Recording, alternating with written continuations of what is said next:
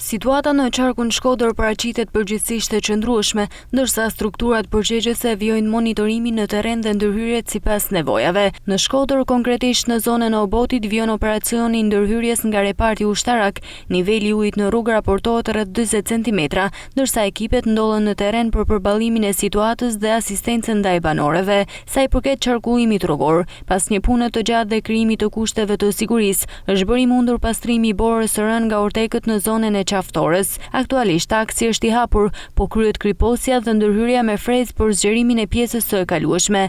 Autoritetet bëjnë thirrje që kalimi në zonën e tuneleve të realizohet vetëm me goma dimërore ose zinxhir, ndërsa gjatë orëve të mesditës kërkohet kujdes i shtuar për shkak të rrezikut të aktivizimit të ortekëve si pasojë e motit të kthjellit. Ndërkohë, strukturat e emergjencave civile raportojnë se në bashkitë Malësi e Madhe, Vauidejës, Puk dhe Fusharrës nuk evidentohen probleme apo situata emergjente.